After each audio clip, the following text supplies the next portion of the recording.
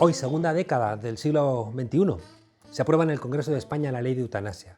Una ley que permite la muerte digna a las personas con enfermedades incurables, golpeadas por males físicos que les obligan a una existencia miserable de la que se dan perfecta cuenta.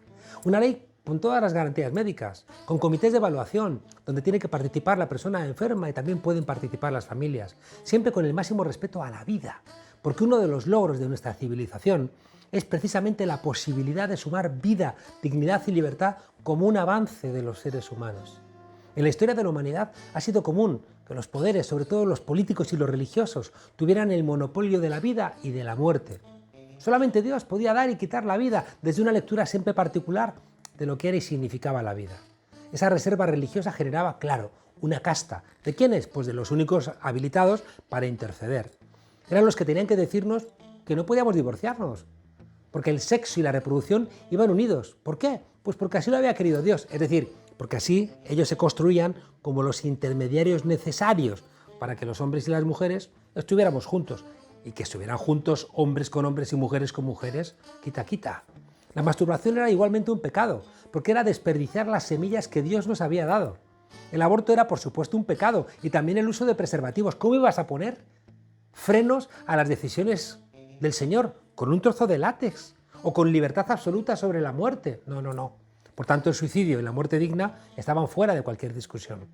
En el hecho natural de la procreación y también del fin de la vida, los seres humanos, ¿quiénes se creen que son para tener algo que decir? Había que asumir lo que Dios mandaba, aunque Dios no nos haya hablado nunca.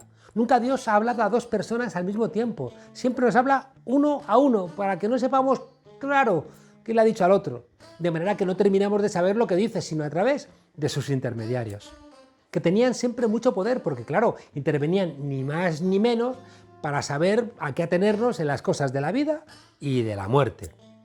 Al lado del poder religioso sobre la vida y la muerte ha estado siempre el poder político. La pena de muerte siempre ha estado en la agenda del poder como un monopolio, salvo en los casos de defensa propia, que te permitía que tomaras la justicia por tu mano. Claro, por supuesto, el poder político siempre ha considerado el suicidio igualmente como un delito. ¿Quién obedece igual al poder cuando tienes la libertad sobre tu propia muerte? El mundo se nos llenaría de antígonas, de personas desobedientes ante los creontes, esos reyes de Tebas que quieren multitudes calladas, que no hagan muchas preguntas. Otro tanto ocurre con la vida, aunque por razones diferentes a las religiosas desde la mirada política. Si en España hicieran falta más niños para que la economía funcionara, pues la derecha pediría que se abriera de inmediato un ministerio de la familia y la procreación. Se presionaría para prohibir el aborto y aumentaría incluso en las farmacias y en las tiendas el precio de los preservativos. Ministra de la Familia y la Procreación podría ser perfectamente Cayetana Álvarez de Toledo. Pero cuidado, también sería un perfecto ministro José Bono. En 1988, el año que Ramona Maneiro ayudó a morir a Ramón Sampedro, la mayoría de los españoles, el 53%, manifestaba en un sondeo que un enfermo incurable debía tener derecho a poder poner fin a su vida sin dolor. En 2007, cuando el PP más nauseabundo intentó denigrar a una persona digna como el doctor Montes, otra encuesta señalaba que el 70% de los españoles, el 70%, 7 de cada 10, estaba de acuerdo con que un enfermo incurable tuviera asistencia médica para acabar con su vida sin dolor.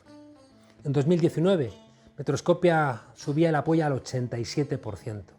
Esta opinión era compartida por el 97% de los votantes de Unidas Podemos, el 93% del PSOE, el 91% de Ciudadanos, el 73% de Vox y el 65% del PP.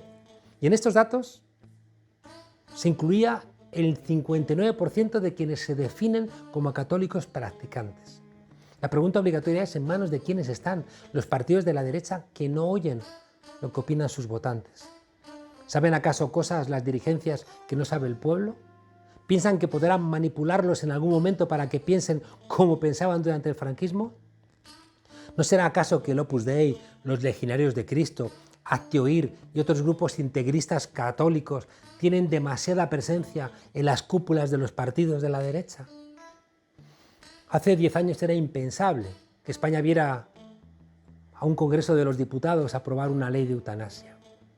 Y si esto es posible, quizá van a pensar que puede venir luego una ley que declare ilegales los juicios al franquismo, que restituya el derecho laboral perdido o que quizá nunca hemos tenido, que disminuyamos la tasa de desempleo juvenil hasta lograr la media europea, que se remunere el trabajo de cuidados, que acabe con la trata y la explotación sexual, que ahonde el respeto a la esfera pública y que sea más fácil que los políticos dimitan, por ejemplo, cuando te dan un máster falso o un máster por la cara.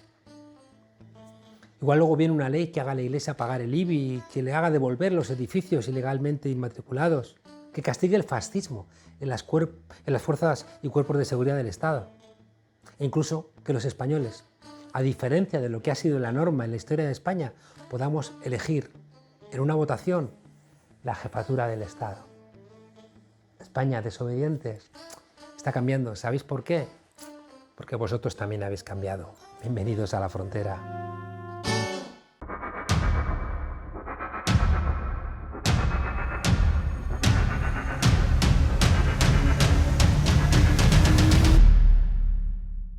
Hola, buenas noches, Juan Carlos.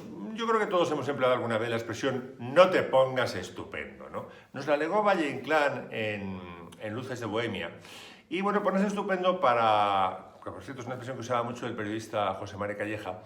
Para los que no dominen el castellano significa alardear de finolis, ¿no? Dárselas uno de más culto, de más honesto, por ejemplo, o más distinguido de lo que es, ¿no? Tiene que ver con el esnovismo, pero no solo, porque el esnovismo siempre es de abajo hacia arriba, ¿no? Para que te acepten en un grupo o clase social que está por encima de ti. Y en cambio uno puede ponerse perfectamente estupendo hacia abajo. Es decir, practicar lo que yo llamo el esnovismo invertido. Te pongo un ejemplo. Marcos de Quinto, ese angelito que llamó a los náufragos del Open Arms, los llamó pasajeros bien comidos. Si ahora empezara a decir esas tonterías que dicen ellos, que la izquierda no tiene el monopolio de los buenos sentimientos, a mí me preocupa la solución habitacional de los desahuciados más que a vosotros. O sea que no me vengáis con tonterías. Si dijera eso, que lo dice, pues también estaría poniéndose estupendo, ¿no? Esto cuenta. Para que lo cuentes en París o donde te salga de las pelotas, mamón. Que os gastéis muy mala leche al juzgarnos.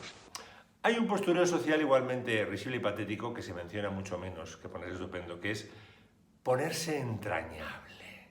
Se ponen entrañables, por ejemplo, los bancos cuando intentan ir como de entidades sin ánimo de lucro, ¿no? que te socorren en la adversidad, como si estuviéramos realmente en una película bonista de Frank Capra, ¿no? Tu banco amigo.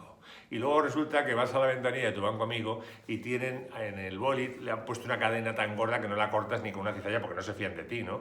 Y el director de la sucursal te habla directamente como a los niños de Mary Poppins, ¿no? Dame esos 2 periques, no te los vas a gastar en comida para las palomas. Dame, yo te los guardo. Mientras resista la banca inglesa, Inglaterra resistirá. Se pone también entrañable Amancio Ortega cuando, en vez de pagar los impuestos que le corresponden, hace esas entregas finalistas de dinero para, por ejemplo, máquinas de radioterapia para niños cancerosos, ¿no? Y tú te obliga a ponerte en la situación de gracias, don Amancio, a mandar, qué paso estamos, ¿no? Te coloca en la situación de la régula de los santos inocentes, aquella novela magistral de Delibes, ¿no? La gente ignora que lo que hace don Amancio a mandar, qué paso estamos, no es solidaridad, eso no es solidaridad, es publicidad de Inditex. Zara no hace anuncios convencionales, como por ejemplo hace el Corte Inglés, ¿no? No existe, no lo verás en ningún sitio, ya es primavera en Zara, no. Lo que hace son falsas campañas de altruismo, que en realidad son publicidad, en las que él mismo, don Amancio Mandar, se encarga de que se sepa que se preocupa por los niños, que es un hombre entrañable, se preocupa por los niños con cáncer, ¿no? Claro, el problema es que don Amancio Mandar, ¿qué paso estamos? Es un hombre de profundas convicciones religiosas. Si te fijas, todas las ONG a las que dona son ONG de meapilas, ¿no? Y un hombre así se está ciscando en los evangelios. San Mateo capítulo 3. Cuando pues des limosna, no hagas sonar trompeta delante de ti como hacen los hipócritas en las sinagogas y en las calles para ser alabados por los hombres. De cierto os digo que ya tienen su recompensa. Mas cuando tú des limosna, no sepa tu izquierda lo que hace tu derecha. Y la reacción a esto de San Mateo de don Amancio es no, que se sepa. Y la publicidad para mí, ¿no? Claro, la publicidad consiste en que los que van a comprar en Zara dicen, no, prefiero comprar en Zara porque sé que don Amancio es un hombre muy entrañable y todo esto, parte de los beneficios de lo que compro van a los niños, ¿no? ¿A usted qué le ha tocado, anciano del asilo o pobre de la calle? Porque los de la calle los tenemos abajo. No sé. Yo preferiría anciano. Los ancianos están más desamparados. Además, usted sabe que perdí a mi padre y con un anciano lo recordaremos más. La de ponerse entrañable es una actitud muy navideña, ¿no? Es como un alto el fuego en la guerra de saqueo y depredación en la que nos mete el sistema capitalista, como un armisticio que podría ser hasta cierto punto admisible si no fuera porque es un armisticio impuesto, no pactado, ¿no? Nos lo impone, por ejemplo, el propio Estado en la publicidad de Lotería de Navidad. Dirás, hombre, nadie te obliga a comprar lotería. Sí te obligan mediante el chantaje. Lo importante es compartir. O sea que si no compras para compartir, eres Mr. Scrooge. ¿Quién resiste eso? No, eso es el chantaje, ¿no? La lotería es una rapiña, un abuso más de estas fiestas, disfrazado de acto entrañable, como los llama Amancio Ortega, ¿no? Lo llaman el impuesto de los tontos, porque si lo compras al Estado, que ya nos turce impuestos, y encima es voluntario, pero no te va a tocar. O sea, la posibilidad de que te toque el gordo, por ejemplo, que es por lo que juega la gente, es de una entre 100.000, es decir, es de un 0,001%, y encima el 70% de los ganadores acaban arruinados. Juan Carlos, el próximo martes 22 es el sorteo de Navidad. Juega, compra, Juan Carlos, comparte. Ya verás qué contento se va a poner el niño Jesús. Y María Jesús más todavía. María Jesús Montero, la ministra de Hacienda. Compra, comparte. Buenas noches, Juan Carlos. Que Dios te bendiga. El rey emérito no regresará a España en Navidad por la situación de la pandemia. No va a haber anuncio del almendro en Abu Dhabi. El rey emérito no regresará a España en Navidad. La pandemia, dice Abascal, ha salido roja y republicana. Era de esperar. Tras algunas afinaciones fallidas, ni Leticia ni Felipe de Borbón han podido entonar lo de vuelve a casa, vuelve por Navidad. Al final, Victoria, Federica y Froilán no tendrán más remedio que aprender euskera de manera acelerada para pedir al olentzero lo que no les va a traer el abuelo. He decidido no viajar en estas fechas navideñas por la triste situación de la pandemia en España y por ser persona de alto riesgo. ¿De alto riesgo? ¿De alto riesgo judicial? El emérito habría trasladado este mensaje a sus allegados. Dice que prefiere esperar a que mejore la situación sanitaria en España. Gracias, Majestad. Esta información coincide con la publicada por parte del diario Ara, la noticia de que Juan Carlos I estaría hospitalizado desde la semana pasada al estar infectado por coronavirus. Tranquilos, que no cunda el pánico. En la Casa Real ya ha salido al paso y ha dicho que de eso nada de nada, que el emérito está como una pera. Vale, un poquito pocha, sí, pero ¿quién no está pocho cuando cumple más de 8 décadas? Lo que calla a la zarzuela son los motivos de la decisión real de permanecer en Abu Dhabi. Hay que ver qué mal se lleva a los Borbones con sus padres.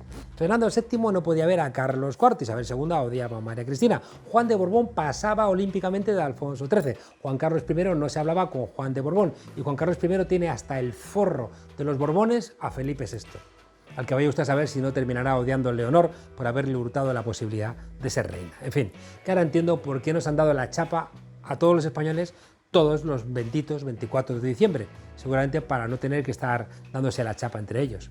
En fin, que habrá que seguir esperando a que la Fiscalía nos lo traiga de vuelta, o que la Agencia Tributaria de Madrid entienda que eso de esperar 3 años para notificar una investigación quizás sea excesivo. Vuelve, Juan Carlos, vuelve. En fin, como para que no hagan pronunciamientos los militares franquistas. Este año es que solamente les estáis poniendo a los pobres turrón del duro. Hombre, y no está la dentadura para esos desafíos. Hasta luego, desobedientes. Dice Vallecas nos esperaba el que sería ya mi barrio, y aunque la calle era barro, el azar así lo quiso, nos dieron un 4º piso y nos subimos al carro. Colonias Andy y hogares colmena de los currantes, nadie recordaba antes vivir tan alto del suelo, emigrantes en el cielo llegados de todas partes. Castellanos y manchegos, extremeños, andaluces, calles de tierra sin luces entre huertos y trigales, éramos todos iguales, dispuestos a echar raíces. fronteras que limitaban a barrios con otros nombres, dormitorios de los hombres que cruzaban la ciudad, cada cual a trabajar sin importarles a dónde, y también de las mujeres, dependientas, peluqueras, secretarias, costureras, asistentas de otras casas, trabajadoras en fábricas, cada cual a la carrera. El colegio, que no escuela, era de un señor privado. En 2 pisos hacinados como sardinas en lata, el que metía la pata, ese estaba señalado. El director don Antonio, que vivía en 4 Caminos, depredador cual felino, no perdonaba una falta y te zurraba la carta sin jamás errar el tino. Casi nunca usaba regla, le gustaba con la mano, a las chicas en el culo, a los chicos en la cara, parecía que disfrutaba, pues lo hacía sin disimulo. La letra con sangre entra era el lema de enseñanza. En el costado una lanza al derecho del menor, el menor ningún derecho, menos que el trabajador. ¿Ah? Lorca, Benedetti, Miguel Hernández, Saramago, él mismo, nada mejor que el desafío de la poesía para apagar el ruido y los alaridos. En esta época ruidosa de xenofobia, intolerancia, machismo, de ataques a la libertad de expresión, más necesario que nunca es reivindicar la memoria de aquellos que a través del arte y la poesía fueron y son ejemplo de dignidad, de sacrificio, de lucha, es decir, ejemplo de aquello que nos permite orientarnos. La Paloma de Picasso es el último trabajo de Luis Pastor y es todo esto. Son 13 canciones como 13 rosas y para cerrar, heridas, que duermen en la noche de los tiempos de este país. Un canto al remanso que reivindica la paz y la palabra. Un disco que jamás entenderán los que no saben vivir sin odiar. Luis Pastor, muchas gracias por acompañarnos aquí en La Frontera. A ti, Juan Carlitos.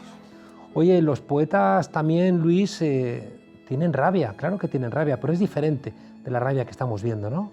Sí, de la rabia de ellos, ¿no? Cuando ya pensamos que lo máximo que podíamos oír de sus labios cuando reivindicamos todavía la dignidad de los que están desaparecidos y su alegato de abrir heridas, ellos no solo están dispuestos a abrir heridas, sino a fusilarnos a medio país, ¿no? A 22 millones de españoles. Y es verdad que nosotros, pienso que desde la izquierda en este país hemos sido generosos como no lo han sido en ningún país con una dictadura, ¿no? Hemos perdonado todo, no hemos pedido cuentas de nada. Lo han interpretado como debilidad. Eso es, en estos tiempos. En otros tiempos estaban escondidos. Hoy día lo han interpretado como debilidad, se han venido arriba y yo creo que, bueno, que desde el lado humano, cristiano al que ellos dicen representar, porque son todos católicos, solo desde ese lado de la misericordia, del perdón y de lo que supone el cristianismo, como yo lo entendía de joven, ellos tenían que pedir perdón de rodillas, no solo pedir perdón, ir a misa, pegarse en el pecho, confesarse al cura y pedir perdón por todo el silencio y todo el desprecio y el odio que han mantenido durante estos 45 o muchos más años contra gente que en el fondo ha pasado página. Ha pasado página en la vida y en la vida de cada uno de nosotros, pero en la memoria de nuestros abuelos hay mucha gente que se ha encontrado en esta década reivindicando algo que pensaba que no existía y que no había que reivindicar, ¿no? En tus memorias estas que nos acabas ahora de recitar un poco, recuperas, ¿no?, esos supuestos insultos que ahora los regresan, ¿no?, contra nosotros. Sí, sí, sí. Yo creo que esas memorias, más allá de mi vida, es la vida de millones de españoles de mi generación, años arriba, años abajo, donde vivimos y sufrimos la posguerra, casi muchos de nosotros, la dictadura durante muchos años. ¿Cómo eran esos versos? Por ejemplo, el retrato que yo hago del franquismo que tiene que ver con la escuela, con el que nos hacían en el colegio, ¿no? A ver si cuando empiece el primero, tiro para adelante. Las excursiones del cole, peregrinaje obligado a los lugares sagrados que ensalzaban las hazañas de la grande y noble España que me ñurgo. ¿Por qué dicen ellos España, España? ¿Por qué no dicen España? La España que robaron a los exiliados, a los republicanos, la que yo quiero recuperar en los hijos de España, es una España donde cabemos todos.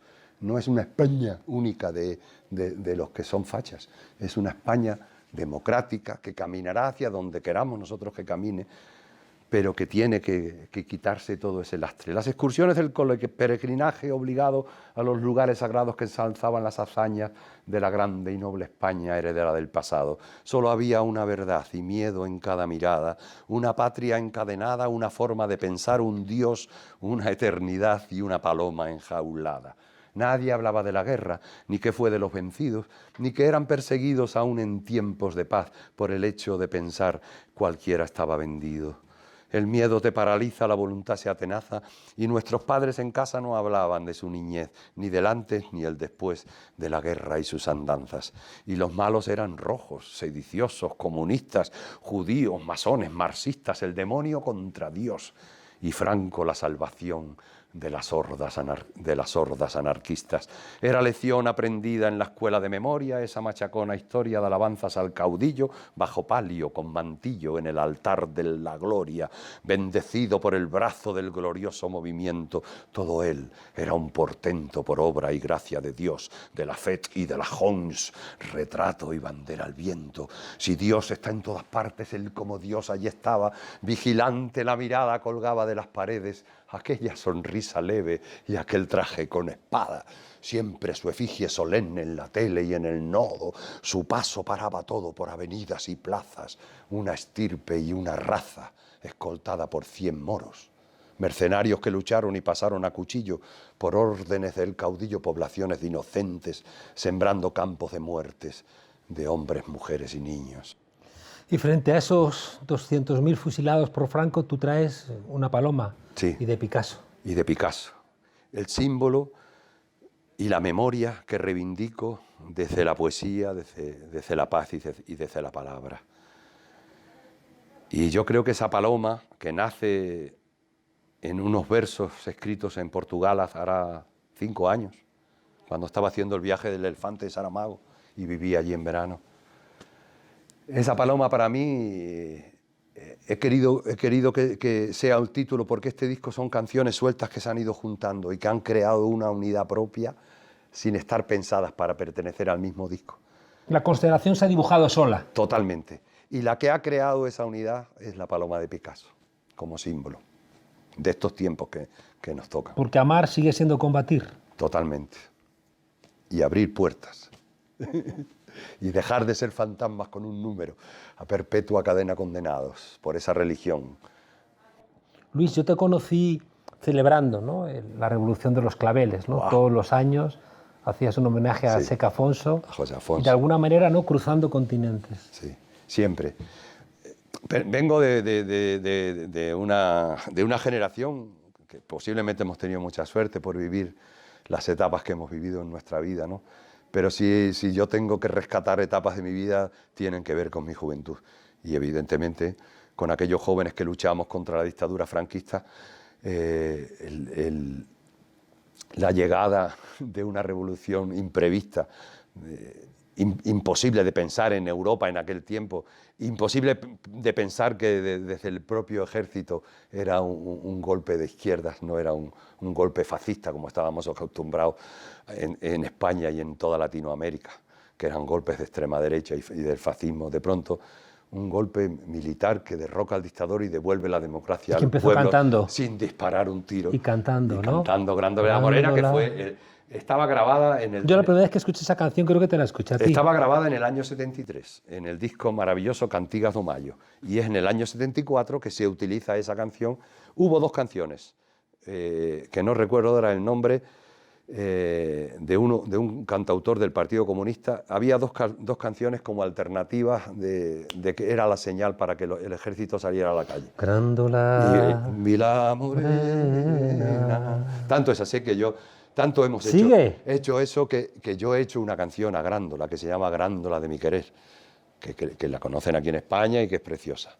Terra da fraternidade, o povo é que máis ordena.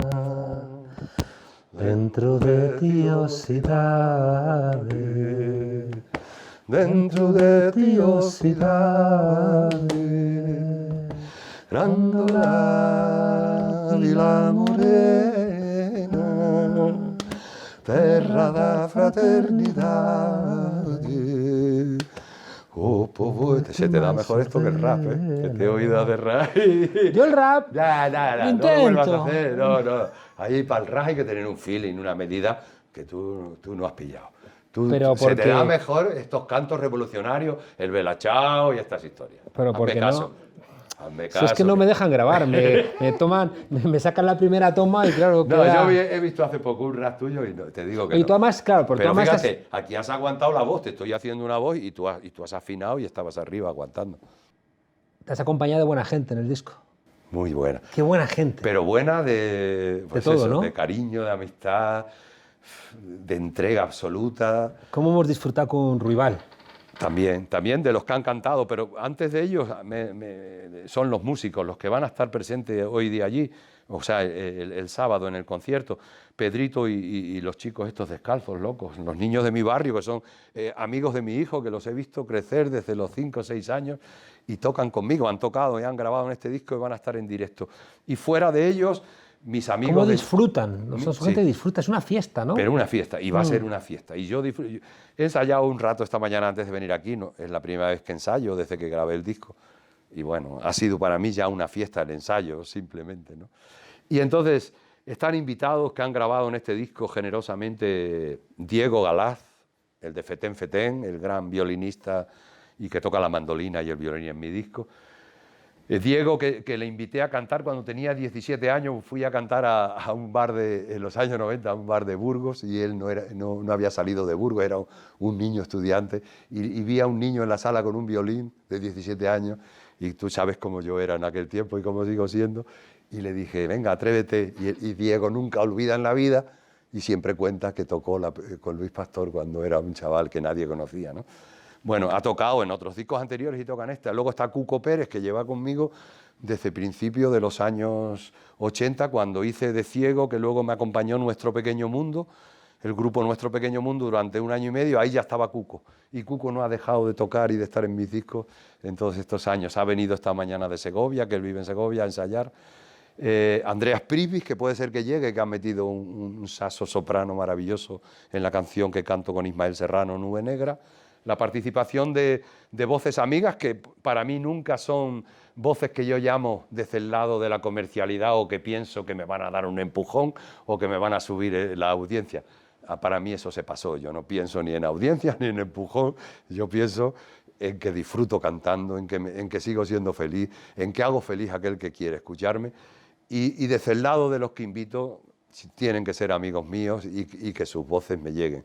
Entonces, está Rosalén, que ha cantado Todo el amor del mundo cabe en un beso, una de las maravillosas canciones de ese disco que he escrito yo, no porque la haya escrito yo, a una novia que he tenido 3 años, que se llama Asun y que yo la llamo Nusa, y que la ha escrito esta canción, que para mí es lo que más. También vino de niña arriba, habla de que su primer cocido en Madrid lo comió en casa de los Pastores y de los Guerra, cantaba con Pedrito cuando eran desconocidos los dos. Luego está Carmen Linares, que somos hermanos de hace muchos años, su hijo Edu, que ha tocado en 2 temas la guitarra flamenca, en Los Hijos de España y en Mariana Pineda, y está Javier Ruibal, el grande, el hermano mío desde que llegó a Madrid en la época del Elígeme a mediados de los 80 para adelante con su primer disco y que hemos sido amigos desde siempre. Y luego está mi hijo Pedro, que está también invitado como voz cantante, pero que toca también el timple, la guitarra, está haciendo de músico con su grupo. Y que siguió también parte de ese viaje, él se fue a América Latina, ¿no? A escuchar otras músicas. Él ha hecho ese viaje personal 3 meses desde los 16 años hasta los 24. Todos los años, hasta el último año que se fue con toda la banda, siempre fue él solo con su mochila y se recorría toda Latinoamérica. Sí, Pedro para mí, voy a hacer una broma en el concierto, posiblemente. Yo soy ya el cantautor, quiero ser el cantautor emérito, no me quiero ir a Abu Dhabi, pero estoy en edad de pensar que yo tengo un sucesor maravilloso que suple con todo lo que yo vaya a poder hacer de aquí a que me muera, ¿no? Es que el que siembra recoge, y cuanto más das, más recibes.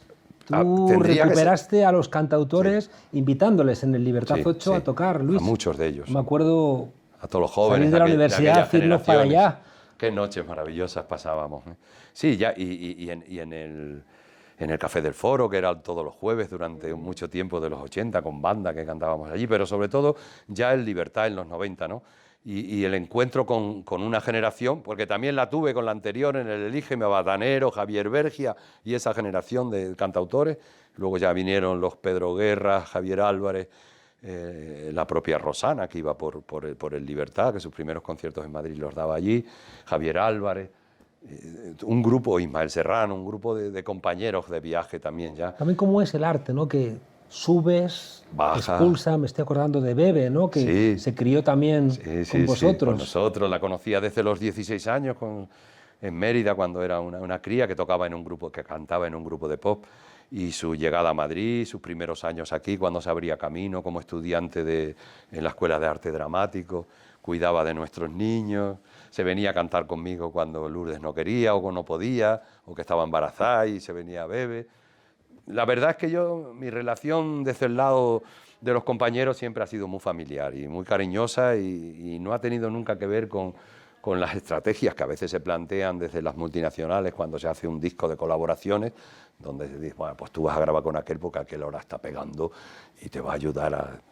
Yo no lo planteo casi nunca desde ahí, no lo he planteado nunca desde ahí, lo planteo desde el cariño, desde la amistad y desde el conocimiento personal muchas veces de los compañeros, ¿no? Déjame preguntarte dos cosas. Una es, a mí me fascina cómo regresa la poesía, ¿no? Cómo parece que en un mundo tan mercantilizado, ¿no? tan sujeto, ¿no? a tanto tienes, tanto vales, y sin embargo parece que la gente joven termina invariablemente regresando a la poesía, ¿no? Yo no he visto ningún ejercicio cultural como el que he visto, por ejemplo, en la Semana Negra de Gijón, hasta altas horas de la madrugada, gente recitando poesía en aquella carpa y leyendo poesía como una parte de encontrar tu rumbo.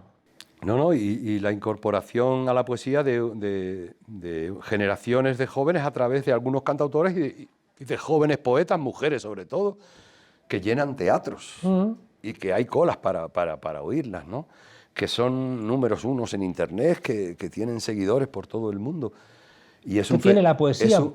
Hombre, yo pienso que la poesía posiblemente tiene la capacidad y la fuerza de poder reflejar nuestras emociones y nuestros sentimientos a un nivel de inmediatez que otras artes no lo tienen, ¿no? Y que lo tiene la poesía y la canción, que están ahí a pareja. Es decir, yo puedo hacer una canción hace 4 minutos e inmediatamente tenerte a ti delante o a otra persona decir, escucha, ya llegó el mensaje. Otras artes necesitan otros procesos hasta que llega al público. La inmediatez de la poesía y la fuerza del lenguaje, la capacidad que tiene de remover por dentro al ser humano que cada uno llevamos dentro, y sobre todo para mí es ese espejo donde a veces bucear y buscarnos a nosotros mismos, tanto cuando estamos perdidos, cuando estamos hundidos, cuando estamos enamorados, cuando estamos en el desamor, cuando estamos bien. En todos los aspectos de nuestra vida, la poesía tiene esa capacidad de atraparnos. Y ese elemento que tú siempre has reivindicado, ¿no? Del cantautor. El cantautor no puede hacer una letra imbécil, no puede hacer una letra frívola, no puede hacer una letra idiota, ¿no? Sino que el cantautor termina regresando a Lorca, termina regresando a los poetas y termina hablando con lo más profundo de ellos mismos. Yo creo que es esa la primera aportación que hicimos los cantautores a final de los años 70 y principios de los 70 en la estructura del mundo de la música, fue que de pronto apareció un nivel diferente de lectura y de poesía.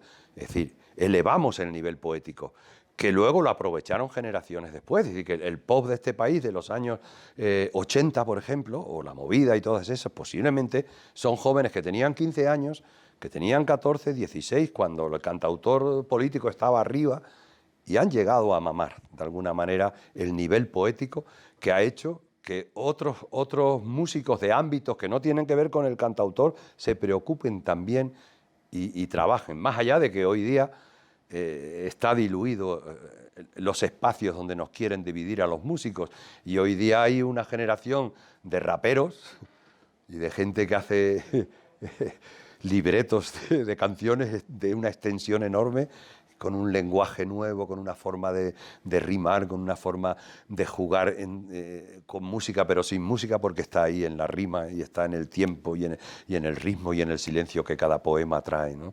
Entonces, claro, hoy día creo que el abanico de la poesía se ve más ampliado y más amplificado, porque ya no es solo recurrir a Lorca y a Hernández y al Alberti, o a Vallejo, a los que hemos leído toda la vida y que seguimos leyendo.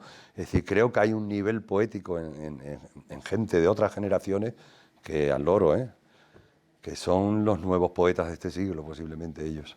Me estoy acordando ahora, tú recitando, ¿no?, a Vallejo, ¿no?, y a Octavio Paz. Octavio, ¿no?, Paz, Luis Aragón. Ese Madrid, ¿no?, bombardeado. Madrid 1937. En la Plaza del Ángel las mujeres cosían y cantaban con sus hijos.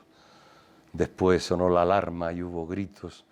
Casas arrodilladas en el polvo, torres hendidas, frentes escupidas y el huracán de los motores fijos.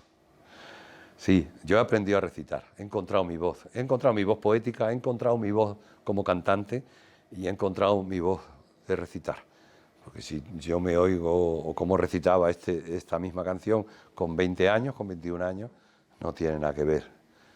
El peso, el aplomo, la espesura. Ya verás cómo voy a cantar yo rap cuando tenga tu edad. Por eso. Verás. Nunca es tarde.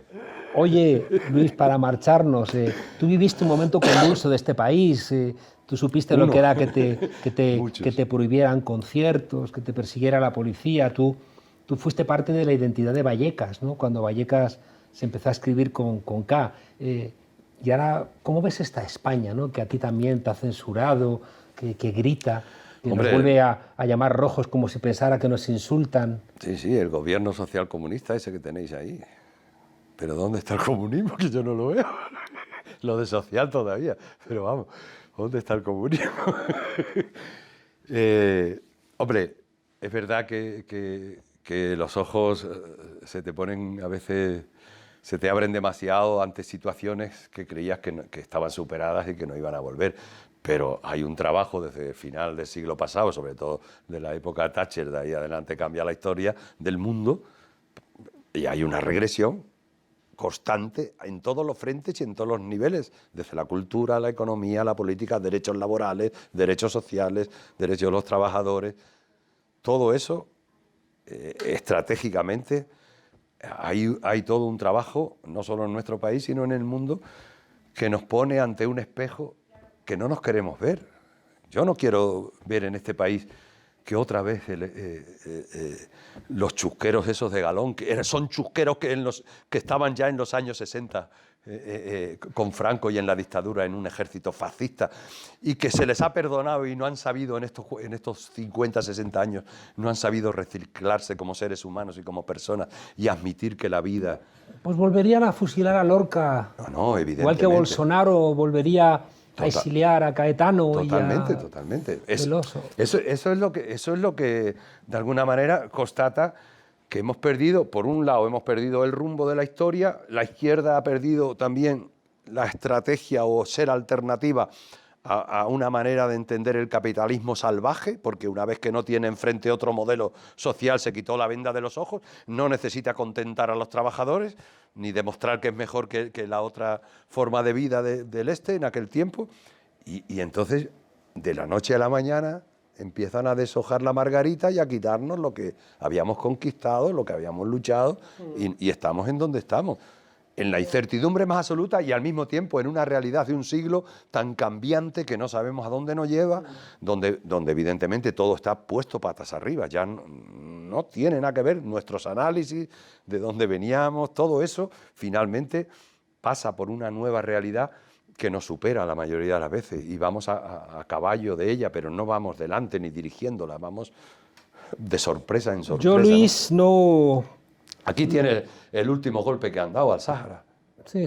El señor Trump antes de irse. O sea, llevan toda la vida con la ONU respaldándoles, pero diciendo, no aprobando esa usurpación del territorio por parte de Marruecos, y de la noche a la mañana eso igual no que existe. con Palestina y Jerusalén. Por eso te digo, con toda la estrategia nueva con Israel, ¿no? Yo te decía, Luis, para despedirnos, que yo no quiero tener ira, pero sí quiero tener digna rabia, ¿no? Y de alguna manera, yo creo, tu trabajo, ¿no? Hombre, Toda tu apertura, ¿no? A una manera de mirar el mundo desde el lirismo, desde la poesía, pero también desde esa digna rabia, ¿no? Que sí, dice, sí, cuidado, no, que no, y a mí si me toca en el callo, que me pisa alguno de estos cabrones, no puedo remediarlo, o sea, Es que a mí no- me sale la vena. O sea, a mí, Es que no a mí que no debemos. me cuenten mentiras.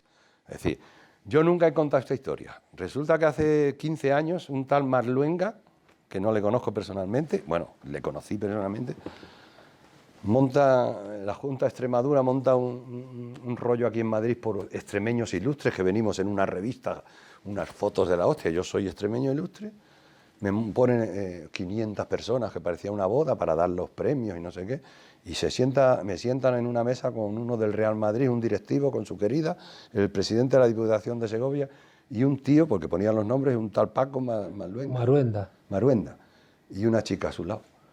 Y aquellos tipos era cuando se empezaba a hablar de la corrupción del PP en el país. Y entonces aquel tipo, antes de empezar todo, que estábamos allí todos hablando, presentándonos, yo soy no sé qué, sin saber quién soy yo, porque no sabía ni quién era yo, este tipo empieza a despotricar contra... Porque estos de PSOE, porque este del país, porque es mentira, que los papeles de Bárcena, que no sé qué, no sé cuándo. Y entonces yo le digo, mira, que yo recuerdo que hace años atrás, cuando Filesa había periódicos, El Mundo, que hablaban todos los días y todos los días. Pues yo creo que esto es lo mismo, ¿no? Pasa una realidad y se habla, no, pero no sé qué, porque no sé cuánto, porque no sé qué. Total, que se empieza a pasar y empieza a hablar de Franco. Y digo, pero tú, y no sabe ni quién soy yo, ni la edad que tengo, me ve con el pendiente, pelito corto, se cree que soy un chavalito. Digo, pero tú, ¿con quién estás hablando, tío? Digo, de Franco, de la dictadura, digo, aquí con un cantautor, que yo soy aquí, en este acto de hoy, yo soy uno de los que está mencionado.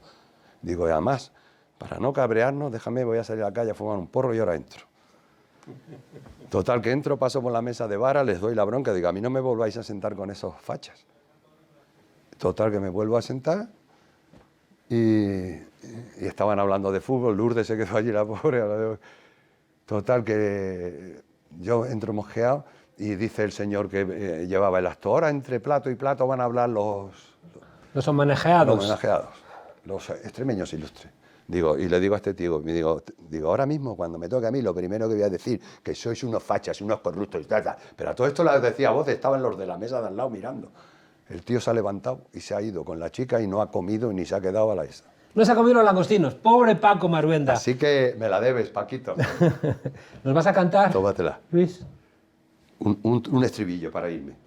Os espero a todos el sábado a las 8 de la tarde en el Auditorio Pilar Bardén de Rivas hacia Madrid, con toda la banda de músicos, Pedrito y los niños locos estos. Ahí nos vemos. Los Qué chicos rico descalzos regresar y con todos mis amigos. al Pilar Bardén. Solo quedan 100 entradas, os digo, por eso podemos reunir a 500 personas. Dense prisa, porque nos vamos a pasar una fiesta del carajo. Ahí nos vemos. Qué ganas. Llevamos sin cantar desde agosto, que fue el único mes que cantamos. Esta está en el disco, Verde Cabo de mis ojos, se la hice para Cesárea Évora, para su último disco. Y...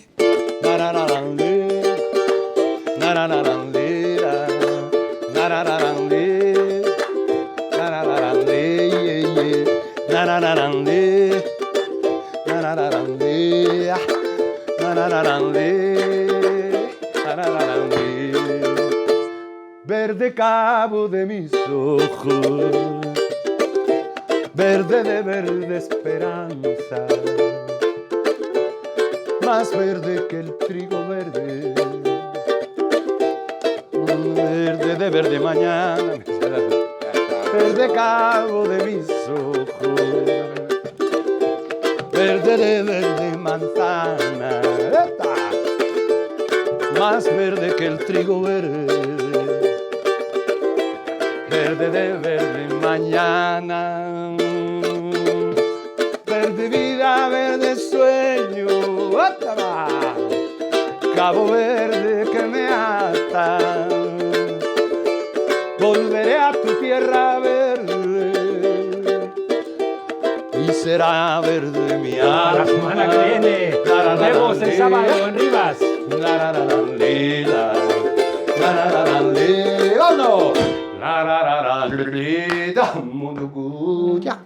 ¡Vámonos! Vayan para allá.